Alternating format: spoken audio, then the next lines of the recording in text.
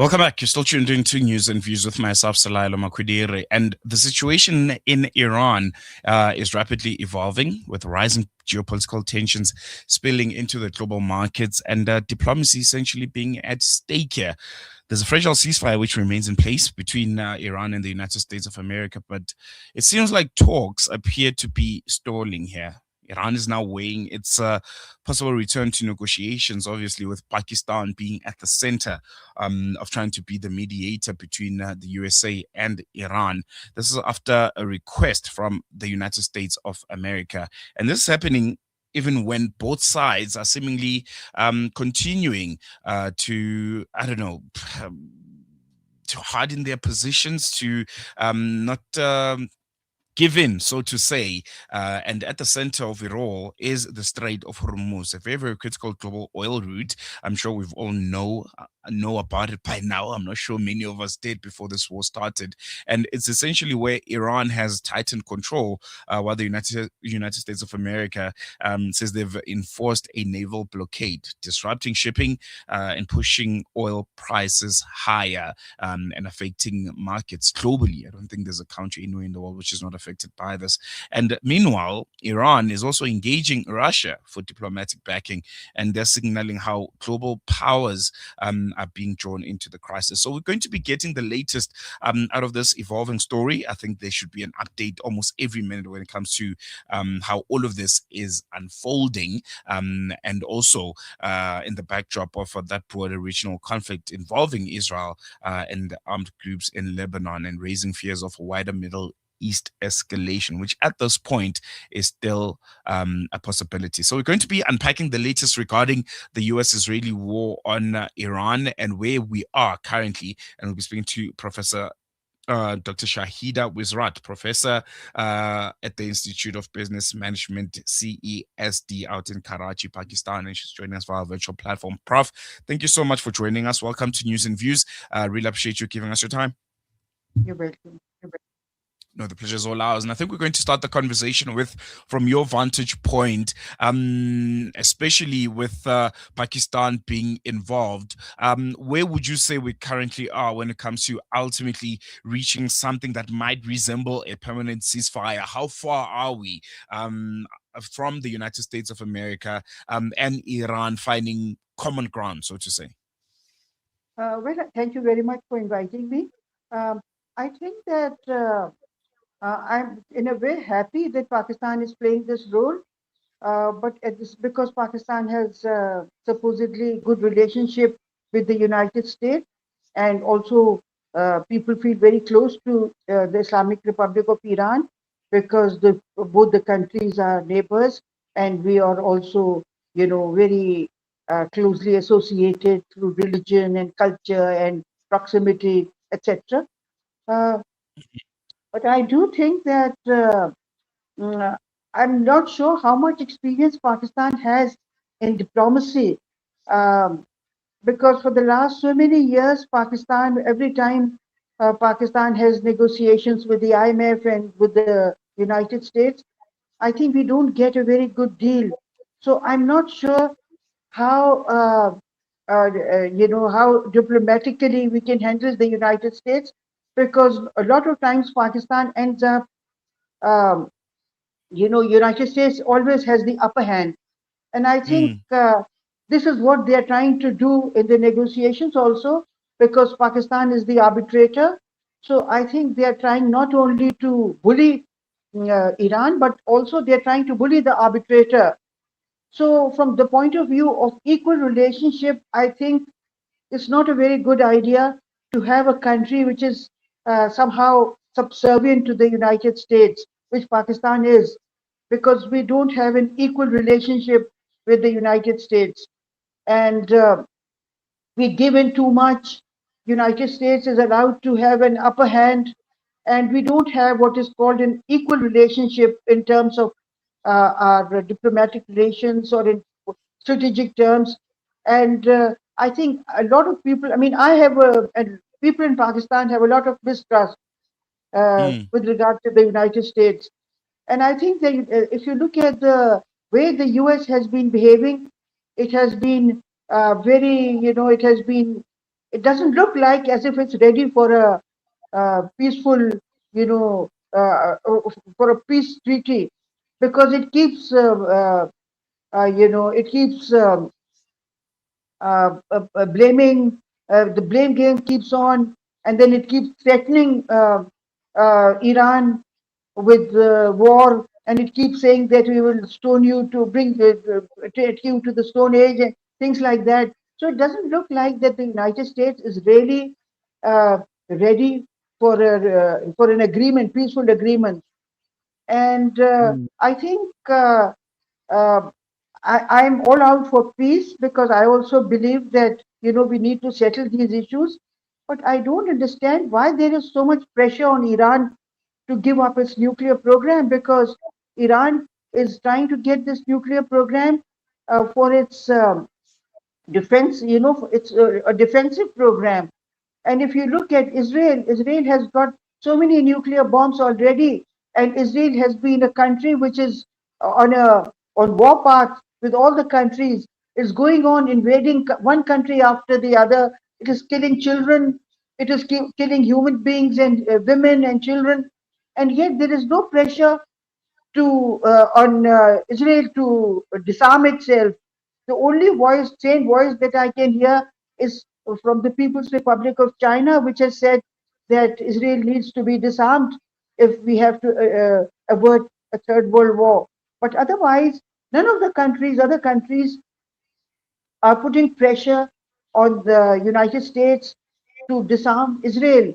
And there's so much pressure to take away Iran's nuclear assets and to take away the heavy water, etc.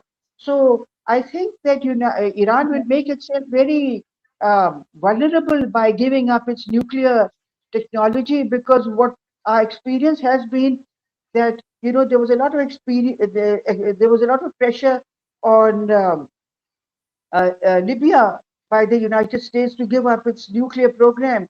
And as soon as Libya gave up its nuclear program, President Gaddafi was assassinated by the Americans and by NATO. mm. So I don't see why Iran has agreed to hand over its nuclear program. Very, very important to note that. I want to come back to the point of Pakistan being the key negotiator here or the mediator between the two parties. Are you essentially saying for any kind of progress to be made here, there probably needs to be a different negotiator, a different mediator? And who would that be? What country would you say would be most suitable, to try and be the one to drive these talks? A country that, as you said, is not, intimidated, for lack of a better word, by the United States of America, can stand its ground and has experience when it comes to diplomatic negotiations. Well, initially I was quite hopeful that Pakistan will be able to play this role. And I think if Pakistan restricts itself to be just a facilitator, then it's okay. But I think if Pakistan starts convincing Iran to accept whatever the United States is proposing, then I will have serious reservations. Because I think Pakistan should not try to negotiate on behalf of Iran, or should not try to convince Iran to accept whatever the United States is proposing. I think Pakistan should limit itself to just being a facilitator. But Mm, also, I think initially when I heard about this negotiations starting in Islamabad, I had said that there are two very important stakeholders in the region, the People's Republic of China and the Russian Federation. And I thought that they should be involved because they have serious stakes in Iran, because China is importing all its oil from Iran, and Russia also has a lot of stakes in the region. So I thought that Pakistan, along with Russia and China, should play this role. Pakistan should not be playing this role alone, because, like you said, and like I said earlier, that Pakistan succumbs to pressure a lot. And I think Pakistan has this problem that we give in too much to the United States and Western powers. So, in order to have an agreement which is a fair agreement, I think it is very important that the countries which do not succumb to this pressure are involved.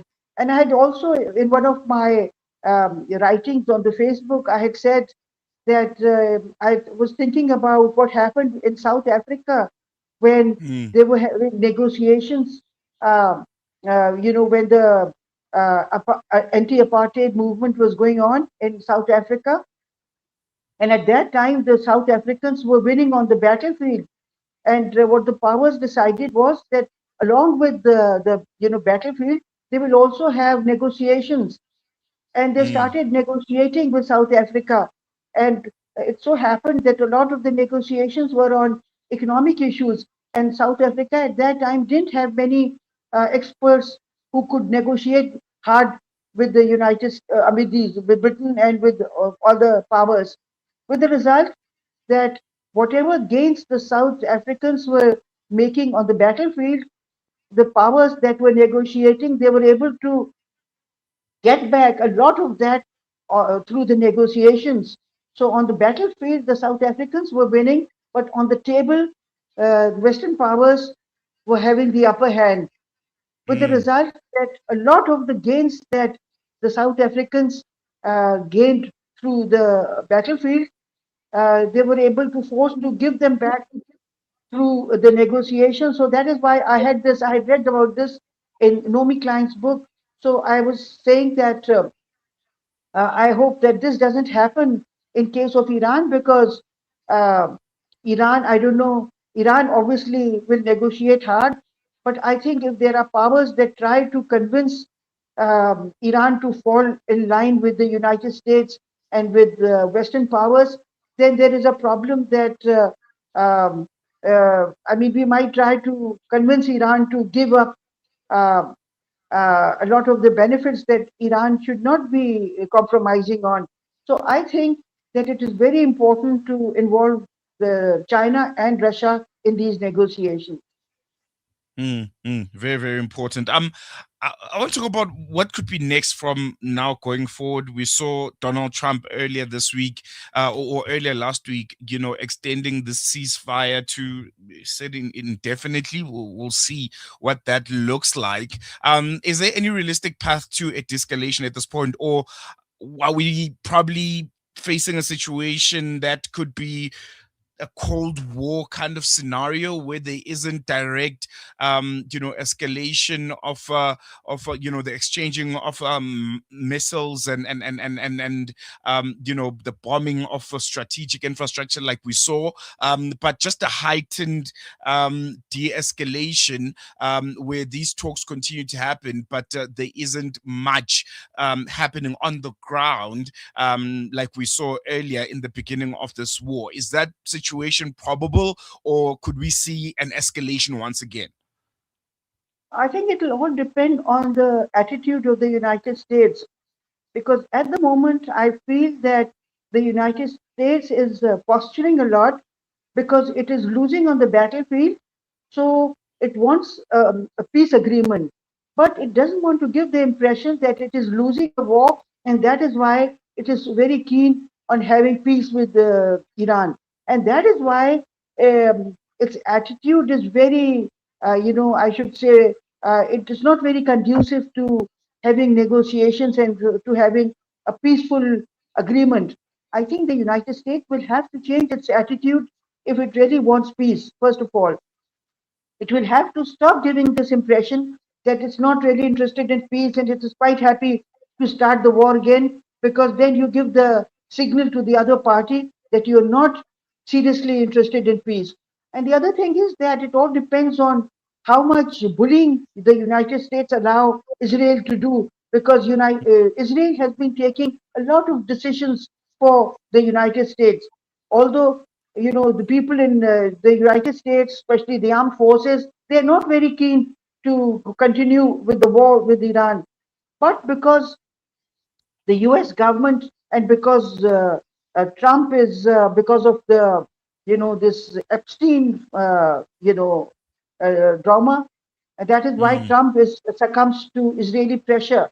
And that is why I think United States will have to learn to keep Israel in a position that it's not allowed to dictate US policies. And I think it will also depend on why. I don't see why Iran has agreed to hand over the, the uranium, enriched uranium, because yeah, Iran needs it for its own power, for providing energy also. So I think that United, if Russia and China are involved in these agreements, I think they will be more balanced, and they will not lead to intimidation of Iran by the United States and Western powers. Mm, mm, mm.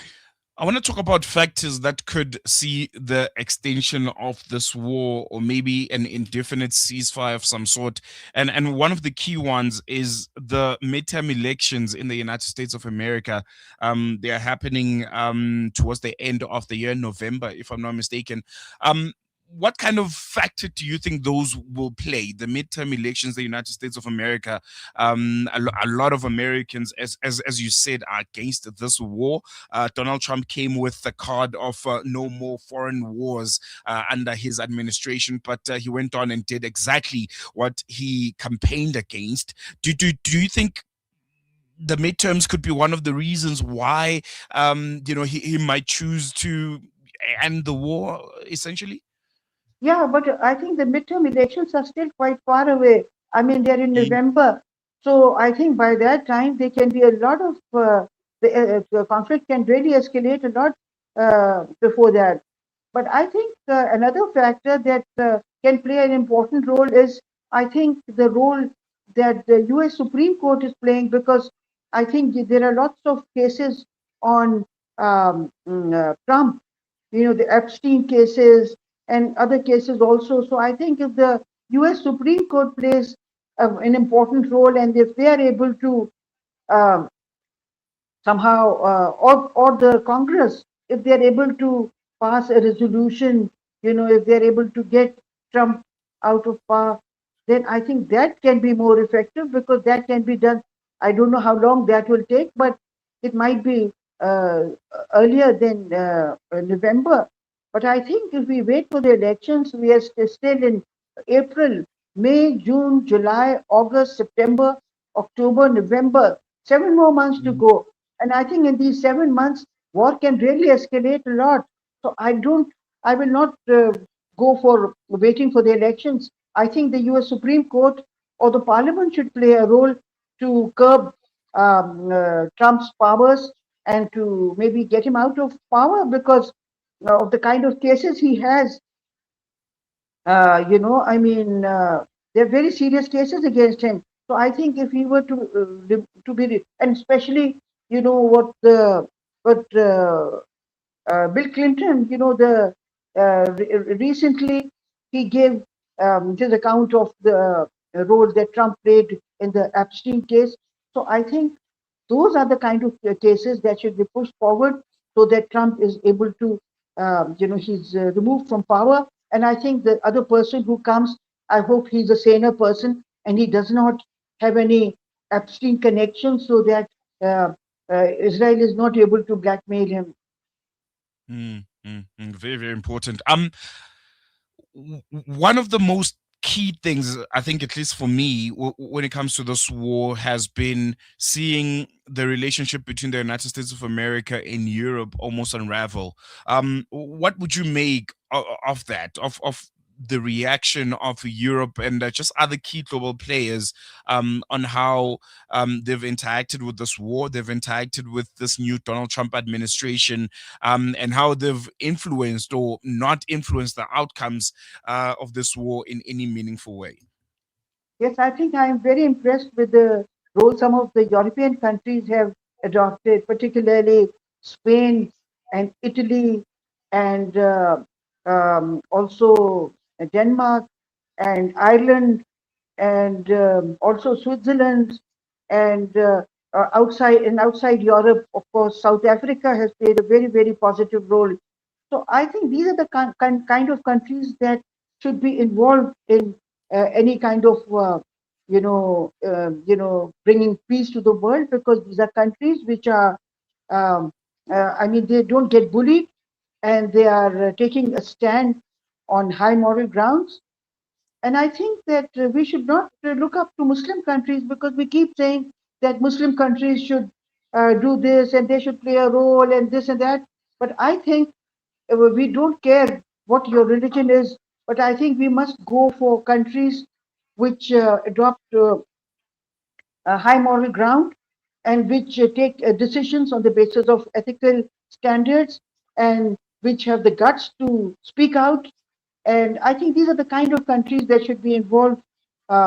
If they were to be a new world order, then I think these are the countries that I would look up to play a role. And I think it's very, very important that you talk of quote unquote Muslim countries because this war also saw the involvement of the Gulf states. They were targets for Iran because they host US military bases and US military interests.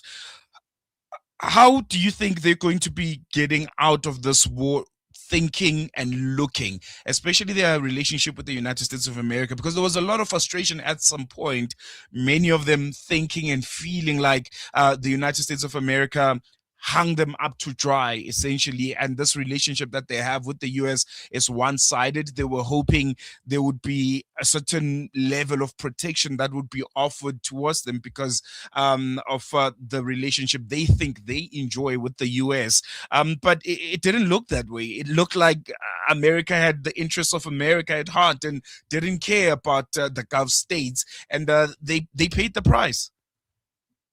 Yes, I think that they had been paying a lot of money to the United States, expecting that the United States will give them protection in return. And they had been giving very, very expensive gifts, like the kind of the plane uh, that Qatar gave to the United States is now being converted into an Air Force One jet. And they've been spending a lot of money entertaining these American guests, etc. And and when it came to attacks on these countries, on Qatar and other countries, the United States was siding with the country, with Israel, that was attacking them.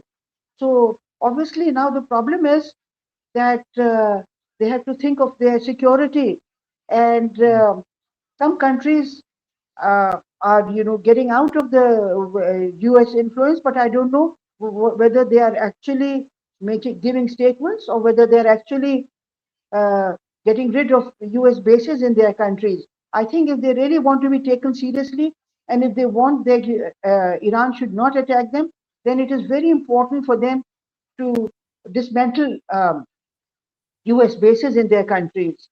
And now a lot of these countries are expecting Pakistan to provide them with their defense and security arrangements. Now the problem is that whatever agreements are being signed with these countries and Pakistan, they are kept confidential. Now I don't see why they are being kept confidential, because I would like to know what Pakistan is getting in return for protecting Saudi Arabia. And now we hear that Pakistan is going to sign an agreement with Qatar also. What is Qatar going to give us? Because in the Mm, past, when we had Pakistan was having negotiations with Afghanistan, it was quite obvious that Qatar was playing the role. I mean, he was really like a US tout. They were taking care of US interests in Pak Afghan negotiations. So I would really like to know if Pakistan continues to expand this defense arrangements with other Gulf countries, then people of Pakistan have a right to know what Pakistan is going to get out of these agreements. Because at the moment, what I've heard is that these countries are putting some money in the State Bank of Pakistan, and they are saying that they will put this money here, like parking their assets in Pakistan, so that we can continue, so that we can have another agreement with the IMF, so that IMF will be convinced that we have enough dollars. But I think that is not enough to pay us for the defense, protection, or the nuclear umbrella that we are providing to them, because we've spent a lot of money on providing the kind of defense Pakistan has today. And we've sacrificed a lot for our defense and nuclear assets. Now, if a country was to just deposit a few $1 billion in the State Bank of Pakistan and expects that in return Pakistan will provide them with defense protection and will provide them with a nuclear umbrella, I think that's not enough.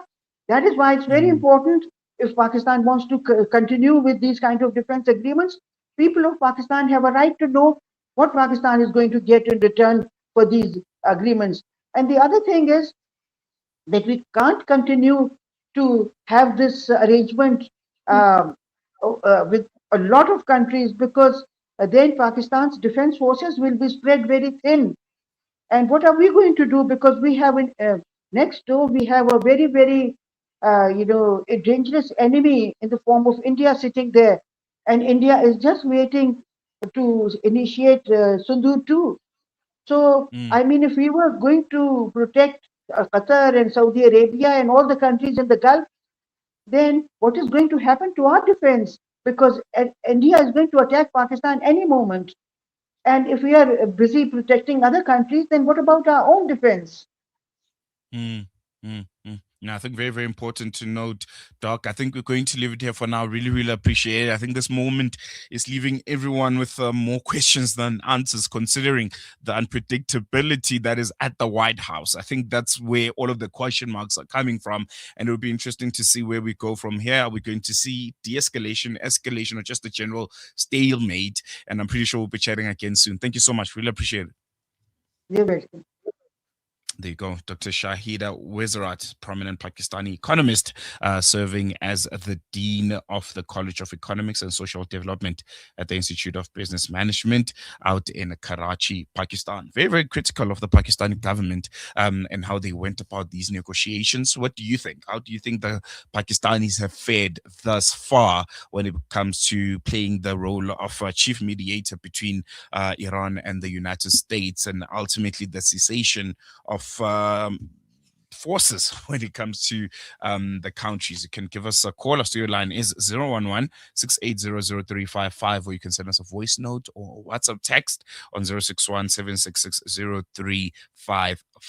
Pakistan, how do you think they've done so far? Do you, if this was a report card, how would you score them? 5 out of 10, 10 out of 10? Do you think they could have done more? Or do you think they've bitten more than they can chew, considering the relationship that they have with the United States of America, and how for the longest of time, I don't want to use the word proxy, but they've been, yeah, they've played to the flute of the United States of America, and it'll be interesting to see how this one pans out, and if we'll see any solution at the end of the day.